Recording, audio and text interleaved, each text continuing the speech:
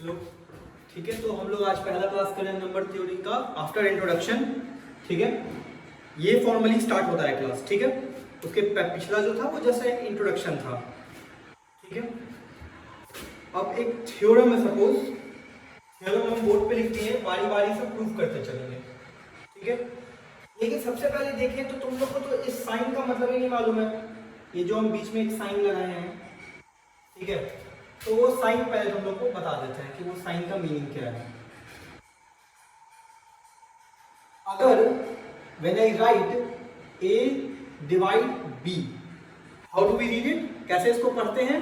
ए divide B, कहने का मतलब क्या है? ए डिवाइड करता है बी को। ठीक है, तो अगर ए डिवाइड कर रहा है तो ए पे क्या कंडीशन होना चाहिए? ए जीरो नहीं होना चाहिए, है कि नहीं?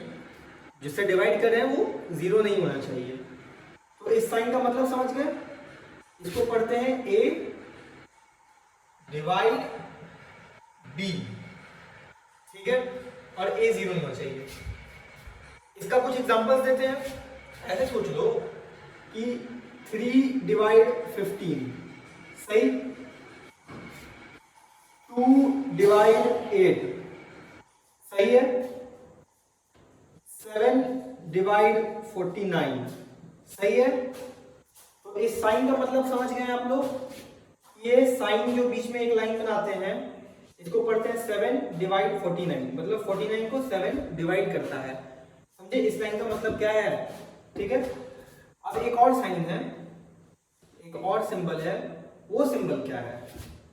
वो सिंबल ऐसे है, ए डज नॉट डिवाइड, ऐसे ऐसे ये लाइन बनाकर इसको क्रॉस कर देते हैं। ए डज नॉट डिवाइड बी, समझ रहे हो? एग्जाम्पल देना कोई मुश्किल बात नहीं है। 3 डज नॉट डिवाइड 5, सिंपल बात है। 9 डज नॉट डिवाइड 16, है कि नहीं?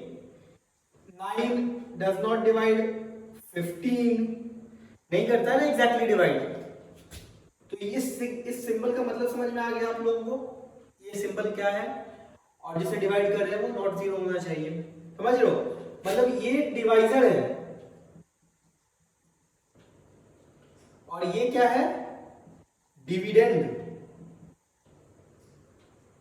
ठीक है, तो अब हम लोग को ये सब प्रूव करना है, सब प्रूव करना है। इसके लिए सबसे पहले एक चीज मान लो कि जब भी आपको आज के बाद लिखा हुआ दिखेगा a डिवाइड b, तो आप क्या समझिएगा कि आप जब भी a डिवाइड b लिखा हुआ मिलेगा तो आप समझिएगा कि जो ये b है, b can be expressed as some quotient times a। ये कोई क्वोशंट है ना? देख रहे हो, कोई रिमाइंडर नहीं है इसका। b is equal to q times a, कोई रिमाइंडर नहीं है ना? क्यू एक क्वोशंट है, कोई भी इंटीजर नंबर होगा, फ्रैक्शन नहीं होगा ना, क्योंकि एग्जैक्टली डिवाइड कर रहा है a। इस सिंबल का मतलब ही यही है ना कि b को a एग्जैक्टली डिवाइड कर रहा है, तो कोई क्वोशंट होगा q टाइम्स। जैसे ये देखो 3, यहां पर a का वैल्यू 3 है, b का वैल्यू 15 है, तो क्या लिखेंगे?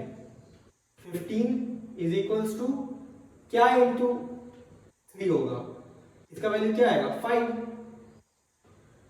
5 आएगा। तो समझ गए, b is equals to q a होगा जब भी a डिवाइड b लिखेंगे तो। ठीक है, अब इन थ्योरम्स को जब तक तुम लोग देखो, हम इसको इरेज कर रहे हैं, बारी बारी इसको प्रूव करेंगे।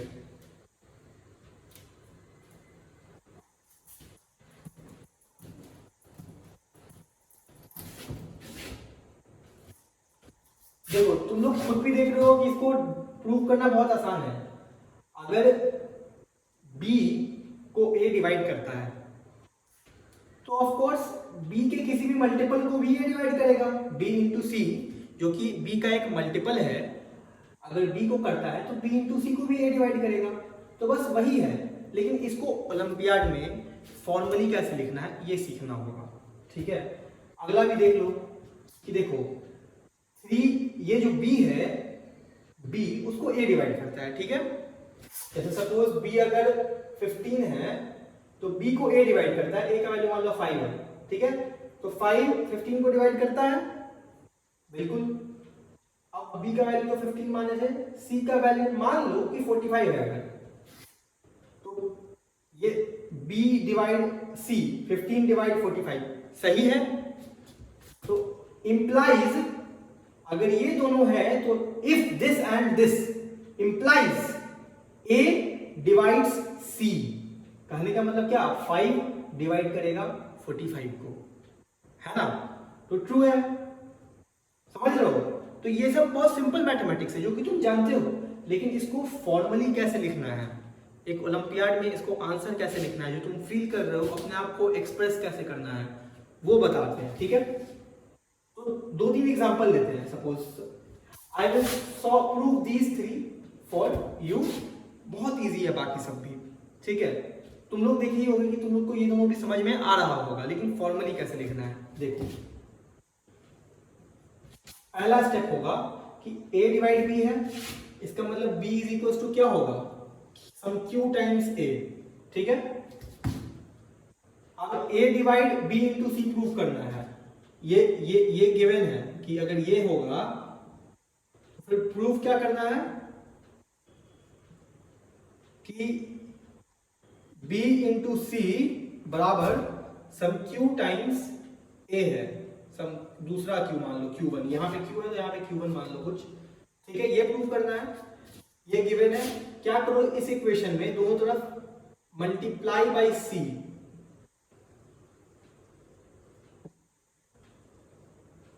क्या आएगा, b इंटू सी बराबर q into c into a, है ना। q इंटू सी को कुछ q1 मान लो, तो क्या आ गया, b इंटू सी बराबर q1 इंटू a, आ गया कि b इंटू सी बराबर q1 टाइम्स a, यही ना प्रूव करना था। पहला प्रूव हो गया।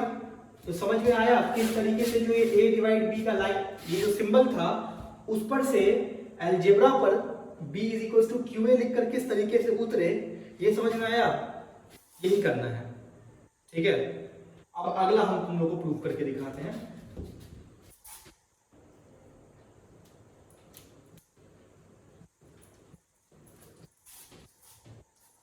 ठीक है, इसको प्रूव करते हैं।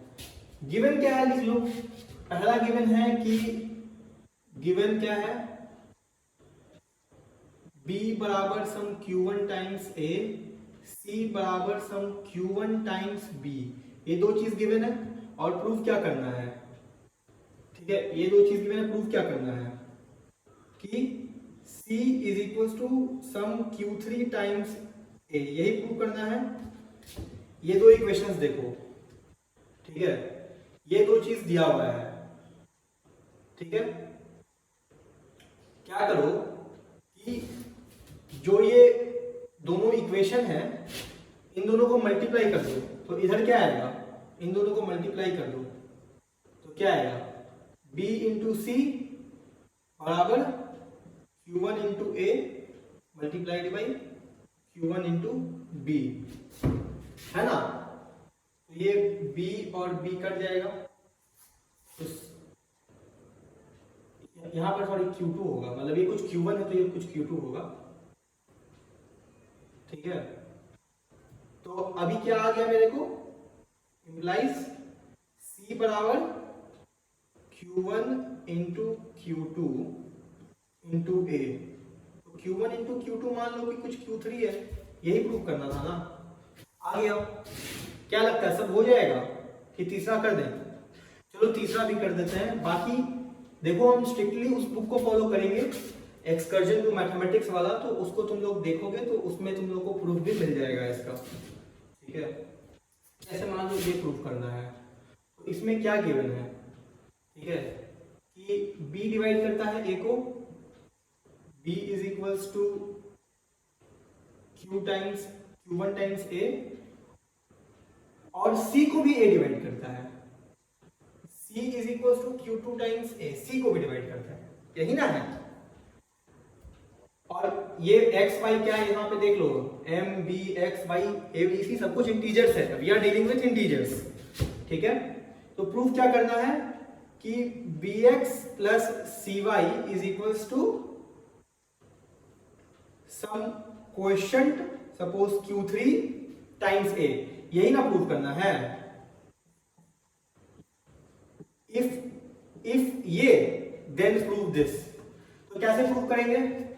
ये प्रूव करना है, कैसे प्रूव करेंगे? क्या करो कि इस इक्वेशन को, ये 1 है मान लो, ये 2 है, तो इसको मल्टीप्लाई करो by x, multiply by x both sides, ठीक है। और इसको क्या करो, multiply by y both sides, ठीक है। और उन दोनों इक्वेशंस को जोड़ दो, देखो क्या आएगा। b को x से किए थे और इस वाले को y से किए थे, इज इक्वल्स टू इसको x से किए हैं q1 into a into x, plus इस वाले को y से किए थे q2 into a into y। अब इसमें तुम लोगों को दिख रहा है कि a जो है कॉमन ले सकते हैं, a है ना, तो a सपोज कॉमन ले लेते हैं, तो क्या आएगा q1 into x plus q2 into y, q1 x q2 y, ये सब तो इंटीजर था, तो इन सबको जब प्रोडक्ट कर लेंगे और फिर सम कर देंगे तो ये पूरा क्या आएगा, एक इंटीजर ही आएगा ना। तो सपोज वो इंटीजर q3 है, एक इंटीजर आता, तो सपोज कोई भी इंटीजर है q3, तो प्रूव हो गया कि bx प्लस cy बराबर q3 इंटू a, यही ना प्रूव करना था, समझे। अगर क्लैरिटी नहीं होगा तो कुछ नंबर लेके प्रूव कर लेना, एक बार पहले ट्राई करो, समझो कि थ्योरम बोल क्या रहा है, कहना क्या चाह रहा है, ठीक है। नया टॉपिक है, शुरू में दिक्कत हो सकता है, हालांकि ये बहुत डिफिकल्ट नहीं है। तुम अगर सोचोगे तो ये जो भी चीज करने के लिए बोल रहा है ये कोई बहुत डिफिकल्ट नहीं है। जैसे चौथा को देखो ना क्या बोल रहा है कि a अगर a डिवाइड b है, मतलब b को a डिवाइड करता है तो ऑफ कोर्स a छोटा होगा, उसी को थ्योरम बना दिया है कि a छोटा होगा b से। देखो बस इसी को फॉर्मली प्रूव करना है, बुक में देख लोगे और आइडिया लग जाएगा।